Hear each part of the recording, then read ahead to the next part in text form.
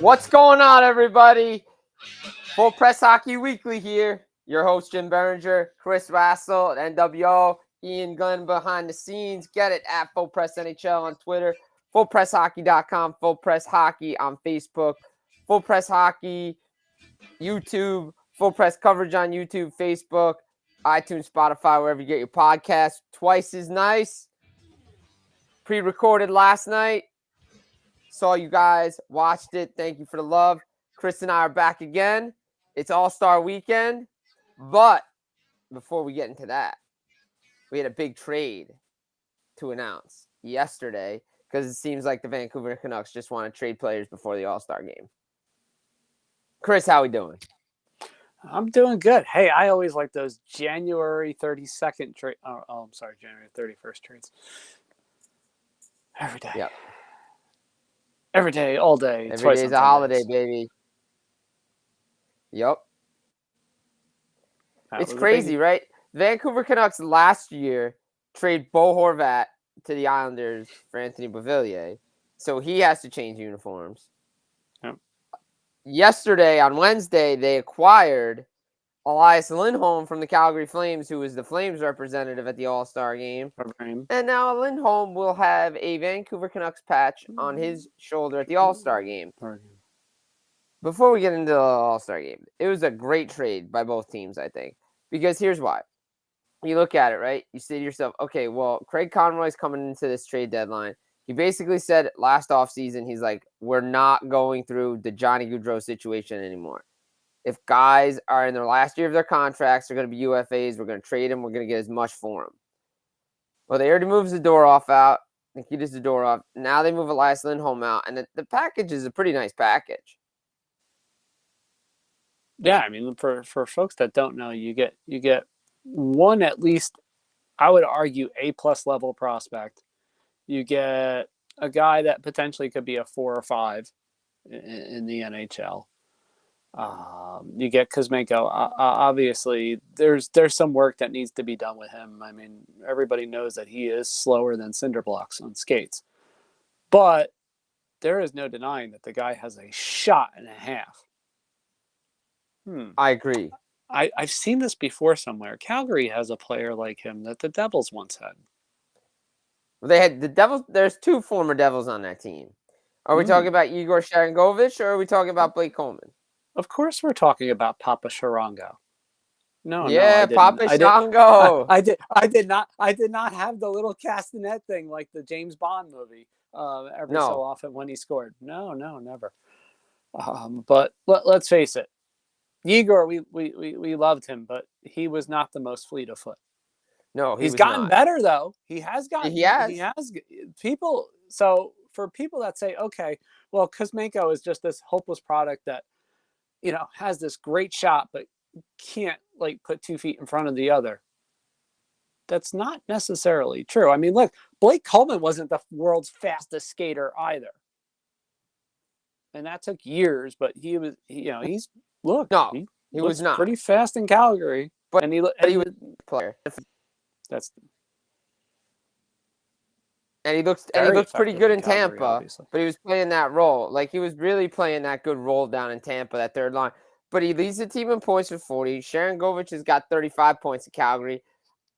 Things just didn't work with Kuzmenko and Tocchet. As much as they tried, as much as they were going to play the waiting game, it was hard to give up on a guy who was making $5.5 million at the beginning of the season.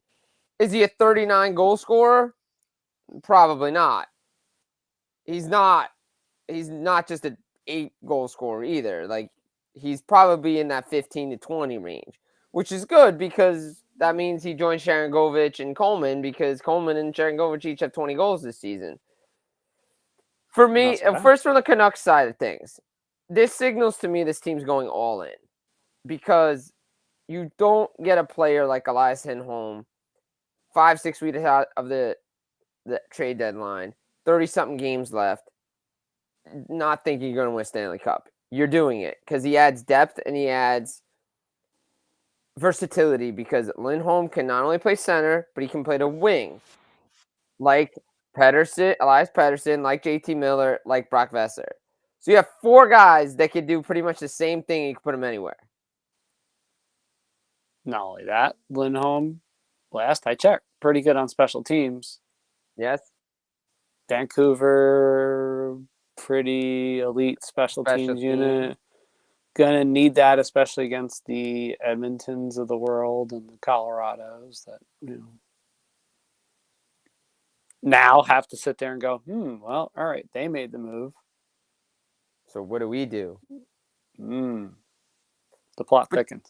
It does thicken, but not only that, but Lindholm, great two-way shutdown center, which you need in the playoffs. And I was watching, when I watch some of his games, you watch Calgary play and you say to yourself, man, Lindholm can shut down like Colorado's top guys. He can shut down Vancouver's top. Like, that's a good fit. It's got, his point production isn't as high as it was when Gaudreau and Tkachuk and those guys were there, but he's still a very effective player. Cheap cap hit. Same with Zadorov.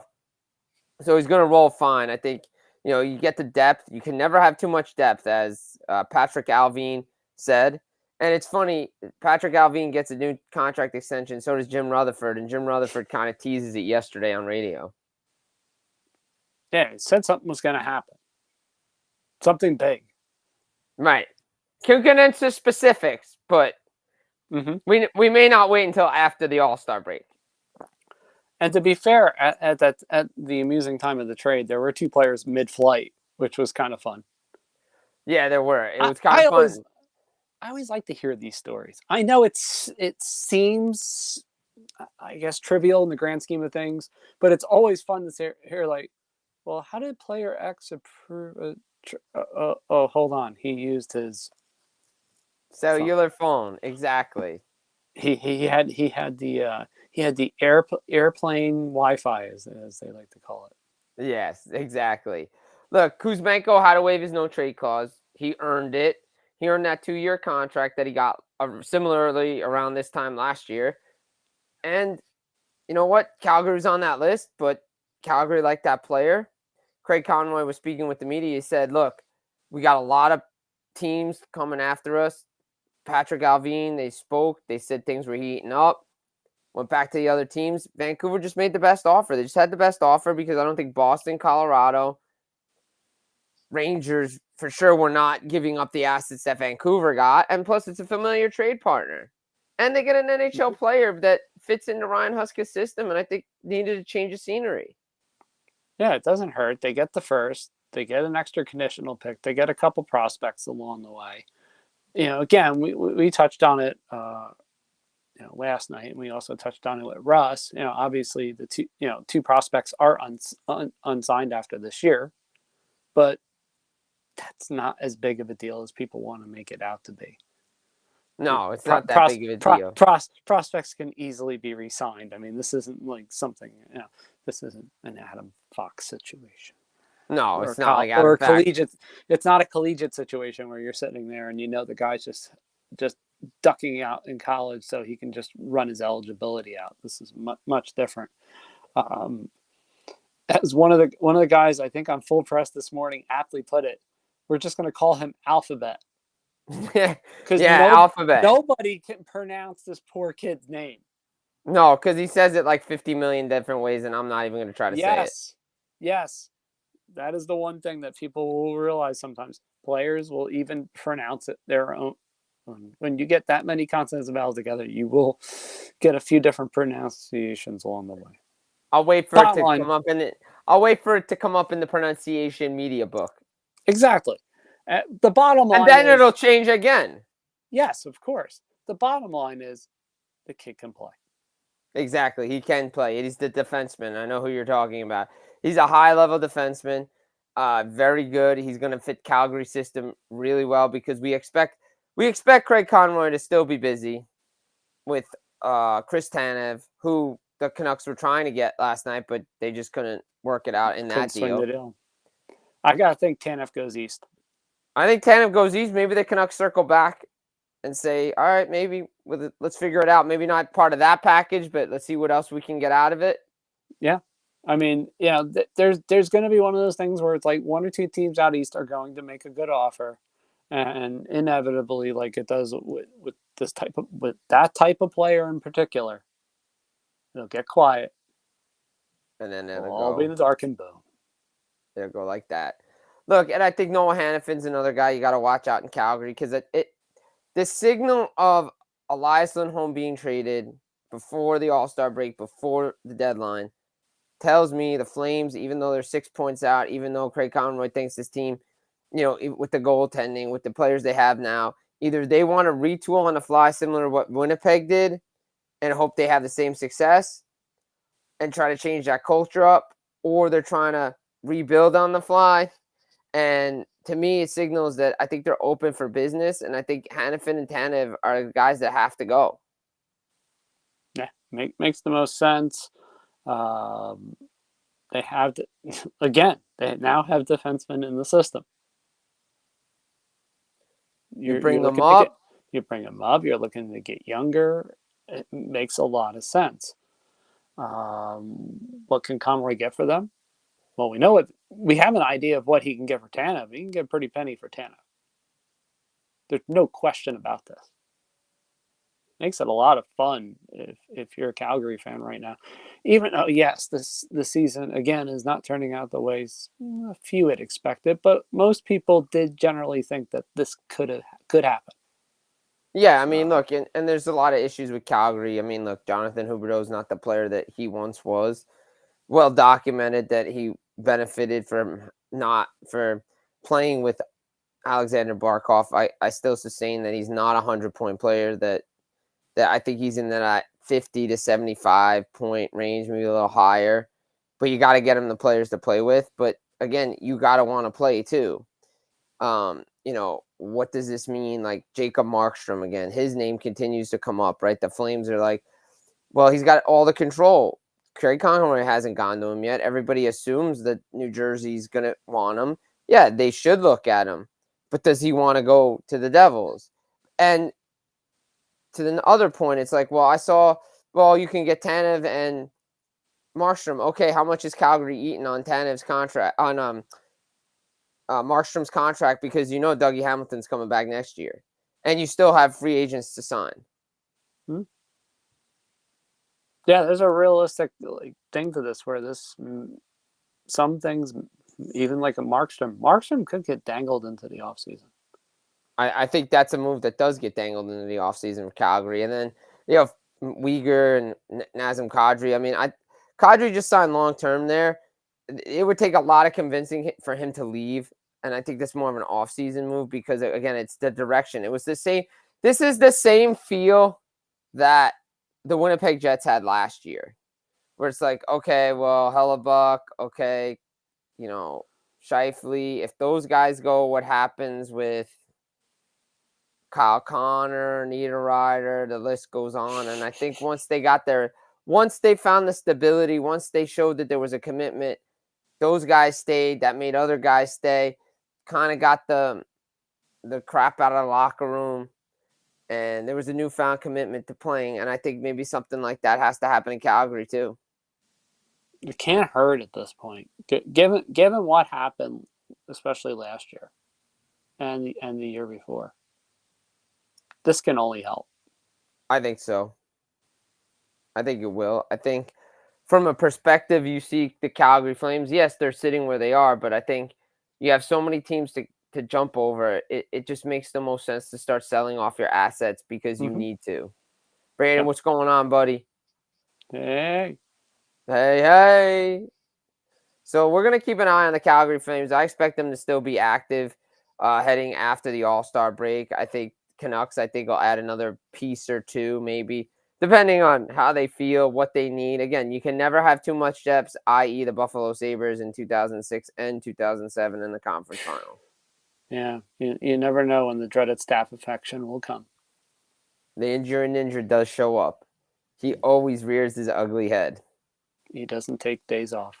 No, he does not. And we're here at the All Star break, and it's up in Toronto. And, want to have some fun tonight, right? And look, if you watch the draft, let us know what you think. We have our own opinions of it. Look, it's the draft, it's the All-Star game. They are what they are. Hopefully you can make it fun. Hopefully you can do some things the right way. look, the Devils did right by everybody, which everybody figured was going to happen, that Jack Hughes was not playing in anything, and he's just going to be a captain, and Jesper Bratt's there, all well and good. Oh, gee, no surprise, all the Leafs are playing together in Toronto. You didn't see that one coming a mile away. Gee, you think? Gee, you think? Oh, the Canuck players are playing together, too. Oh, gee, you think? The Avs players are playing together, too. So do we, just make one big mega team and go with it? I mean, I would make a team. So here you go. Now, Braden brings this up, and darn it, because I've heard this once or twice. It's a way out there one, but there is a little bit of a linkage between Tom Wilson and a couple teams out west, even. Yeah, I mean, look, Tom Wilson would be good on the Avalanche to help them with the depth. I mean, they still need a center, and let's be honest, they're forever going to need a center. They're forever going to need a center, and the price of the center went up because of the Lindholm deal. I mean, Kent Hughes, Pat Verbeek be like, "Yo, best offers, table now." Like Monahan and Henrique are not going for anything less than a first-round pick.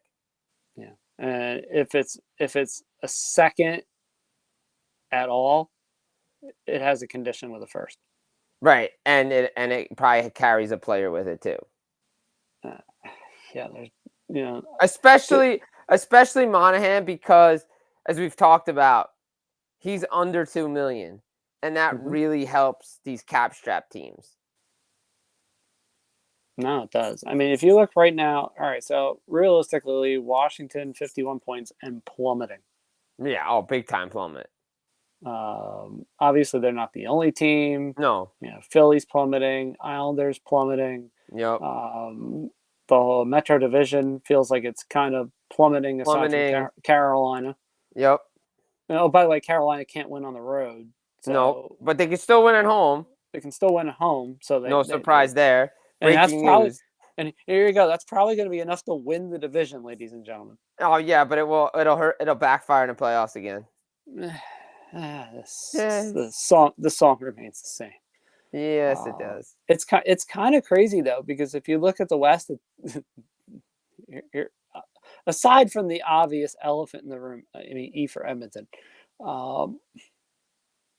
Look at how Winnipeg suddenly lost 3 straight before the break. Well, LA was in that nosedive before they won. LA finally won 1. They had lost 6 of 7. Yep. By the way, LA is the only team right now, I believe, if I read this right, 55 points or above, that is under 500 at home. That's crazy. They've never been good at home. But this is like mid 2010 Rangers bad at home. This is bad at home. Like this is like circling Devils bad at home too. Wait a minute, late stage of DeBoer, tough building at home. Yeah, it still really hasn't been changed too much either. No, really hasn't changed much. I mean, if you look, this was a team that at one point was 3-4 over 500 at home. Yeah. And now this is funny. Their goal differential on the road is plus 31. Damn, yo. Goal differential at home minus 11. How? Right, exactly. How is this possible? I know Jonathan Davis out there and a lot of the West Coast guys. Not just the fact that Jonathan does betting and such, but obviously does a lot with Ryan Paton and the guys from Sirius XM. Yep. And one of the first things that he had said to me, and quite a few of the other LA guys have just reiterated ad nauseum. Devils fans think they have a Lindy Ruff problem. Try Todd McClellan on in LA. Now, yeah, that's whether that's just fans, it doesn't seem like it's just fan speak to us. It does seem like it's gotten to be a real problem. When Drew Doughty speaks out the way he did a few weeks ago, and according to some in the media world, this has been going on for a while now. It'll be. I mean, look, you had Taves say it in Colorado. You've had Droughty say it in L.A. We've LA. documented he's here in New Jersey. Yeah. I mean, look, is it a Tom McCullen problem? Maybe it is, but also that roster for some reason looks like old and slow, and it doesn't help that Pierre-Luc Dubois does not produce.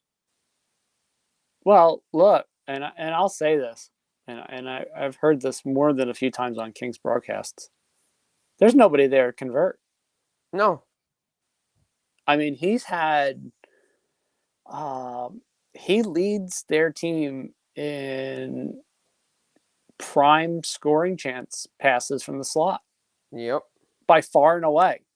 Yep. And these chances aren't being converted. So nope. Yeah, you can get on him for other things. I don't doubt that. No. But he is setting up opportunities. They're unlike early in the season where this team was scoring at 3.8, 3.9 goals a game. Yeah. That is a long, long way away now. It is. You do the quick math now. Shoot, Jim. I mean, you're talking, let's see, 144, 152, so 8 and 8. They are averaging 3.16 goals a game. Mm-hmm. Yeah. Not good. That's not good. They got to flip the goal. They got to flip the goals per game and the goals against around, and they'll be fine. Yeah, the goals against is up to about, I would say, in the last 10, I think it's got to be at least 3-1 or 3-2. Right. Against. So if you flip that, you put -1 on the goals against, +1.5 on the goals for. Now they're playing a little bit better. Look, Edmonton's playing D right now. Like New Jersey and LA kind of mirror images. Both have coaches that are kind of on the hot seat. Both teams have dealing with a lot of injuries. Both teams can't get a save. Lack of offense. So it's kind of a mirror image both teams are dealing with, as these standings are so tight, and at the All Star break, the way that the NHL loves it, and up in Toronto, and everybody remembers the 50th when it was East versus North America versus the world. You had East versus West back in the day. You're never gonna fix the All Star game problem. You're not. Like it's like you're just not, because it's run its course. Like it's just run its course. But like everybody wants to complain about it. But then everybody's gonna be everybody's gonna want it when it's not there. I've heard this before somewhere. Right? Like, because the next 2 years is not gonna be around. Like it won't exist. There will be no All-Star game. No All-Star game. There'll be international hockey. Oh. Oops. Look, if for instance, if for the All-Star game for fun, we bring back Team North America from that World Cup. Yeah, sure. Okay. Put that team against the rest of the All-Stars. All right. Like put Team North America as it is right now, and put them Team Fun against everybody else. You could sell me on that. I could do that. I could do that, right? Yeah. So Team Fun, that North American team, which was absolutely a load of fun, against everybody else. I think that's a fun game. That's pretty good. That's a fun game, right? Sign me up. Right? Like I would do it. Ooh. I would do it. I mean, it would remind me of North America versus the world. The East versus West. Like if you guys were looking at like some of the stuff on like Instagram, the reels with Missing Curfew and a bunch of other places, mm-hmm. Like they were dropping old video of like Owen Nolan in 1997, the point shot. Like he comes in, point, bang, past Dominic Hasek at the Shark Tank. By the way, mm-hmm. Those jerseys, GOATs, 94 through 97, best All-Star jersey ever. Ever. Just saying. Oh, yeah. It's almost time to get into the fun. Let's do the fun. By the way, if people are looking at ESPN, like, if you're just like perusing around for stats, don't be alarmed. you're going to see like some of the players with strange little acronyms next to their name that are not normal. Yeah. It's just Hughes, McDavid. Yeah. Because people have already asked, they're like, well, why is Jeremy Swayman not playing for Boston anymore? It's like, no, it's just an ESPN thing. It's an ESPN thing. It's the draft. They're having fun with it. Yeah, they're having fun with it. They had the rosters, the team draft tonight. The Hughes brothers, McKinnon, McCarr, M&Ms, the Leaf team.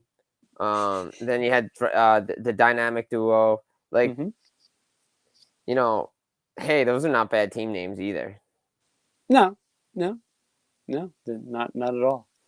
But look, it's an all-star game. Like, you go back and you look at the rosters from like 96, 97, 94, like the prime years. Like, no one really cared. 6 guys from one team went because they were the best 6. It was like, yeah, I mean, who else you taking? Like, you looked at the Detroits, the Colorados, New Jersey had like 5 guys one year. Oh God, Dallas had like a bunch of guys. Like, it was great. Boston had when 96, the All Star game, that was a great year. That skills competition was great. Like, the game in the Fleet Center, Ray Bork, like everything just around it. Like, everybody got so mad. They're like, "Yo, how come Boston has?" Well, because the game's in Boston. Why do you think? It's just not hard to figure out. No. For those that are longing for the days of goaltending wizardry in All-Star games, do not fret. Go on ESPN Plus, scroll through a couple of the All-Star games, in particular the 99 All-Star skills competition. Yeah. There's a few guys that are really good that you might want to watch.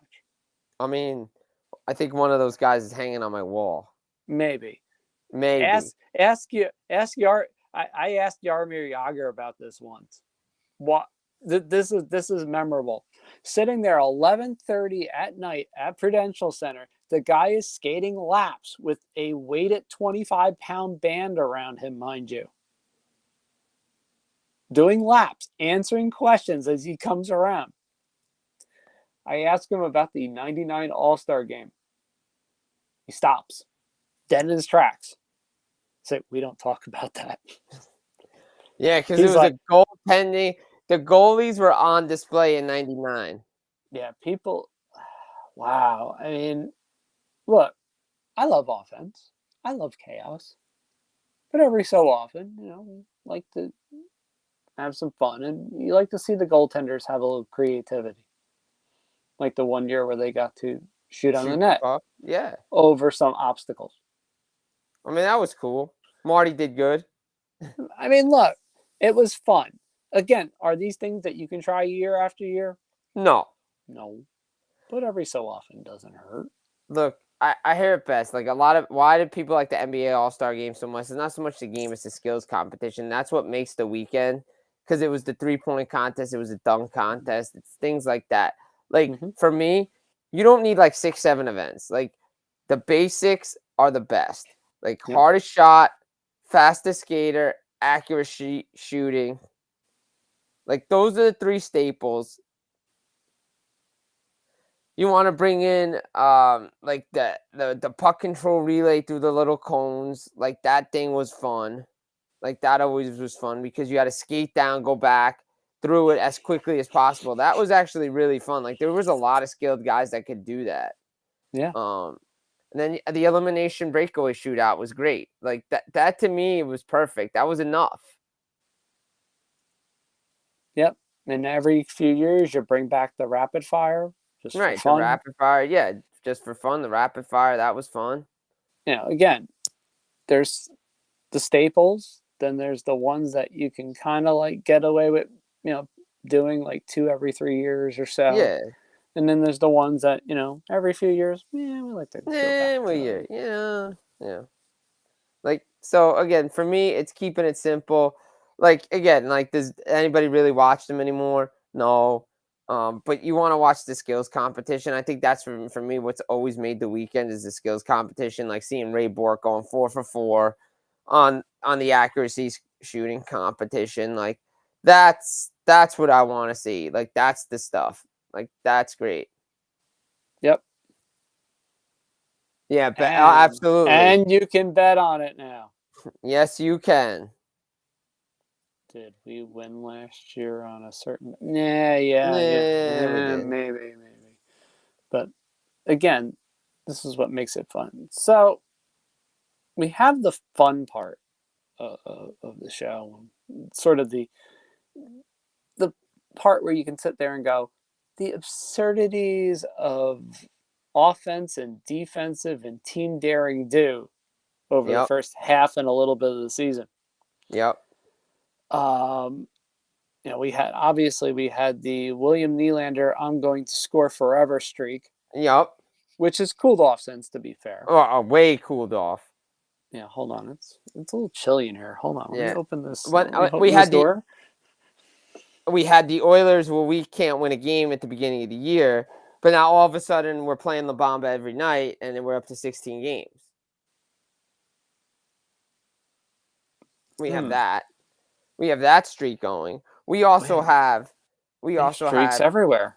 We also have the Flyers finally hitting the wall and going down.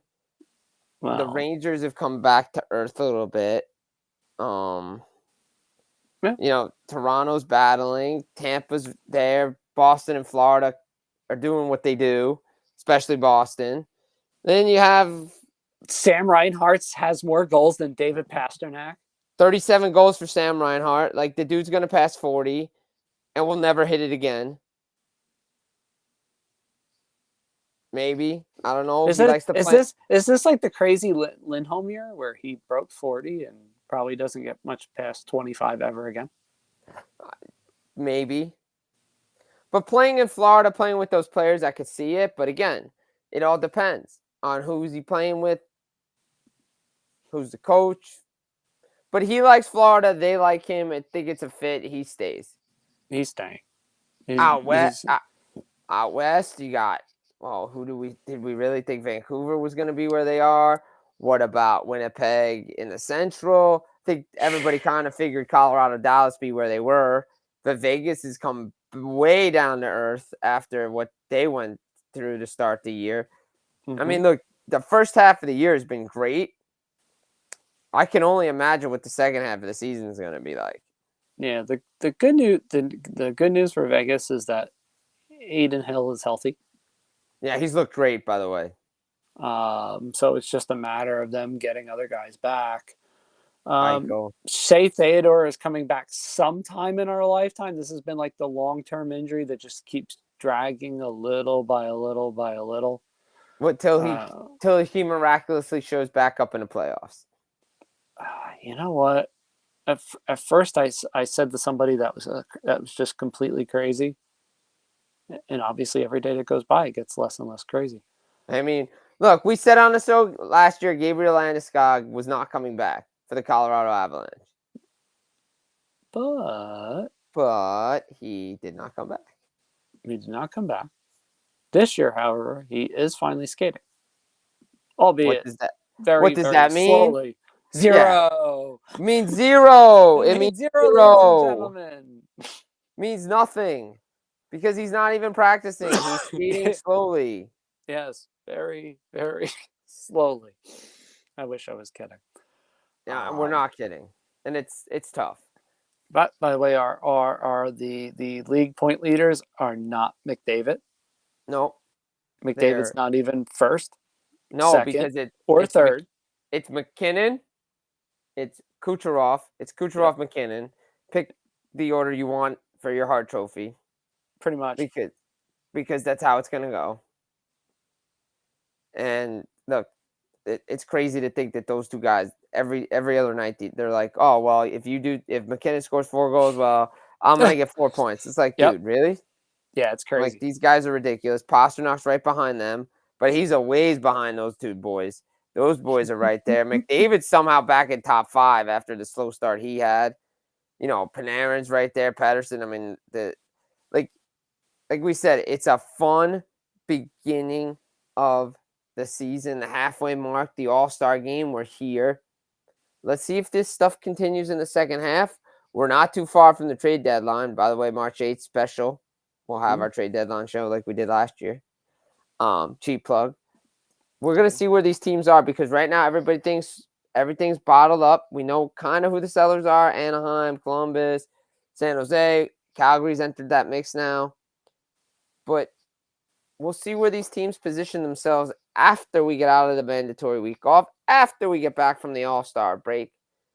And it's good to be back with you, sir, doing it because twice is nice. Nice. It is. Especially, even our After Dark edition, which... Pucks After Dark will make its return in the second half of the National Hockey League season. But guys, because after all, why not? And if you stayed up, little tennis reference, if you stayed up, you got a lot of tennis after dark too. Or early morning sunrises, whatever you prefer. Yeah. Whatever you prefer. You prefer your tequila sunrise? Then that's what you got. But it's good to be back. It's good to be back with everybody. Braden, thanks for commenting on everything. Everybody who watched along. This has been the Full Press Hockey Weekly Show. I've been your host, Jim Behringer. Rocking and rolling. Chris Wassel alongside.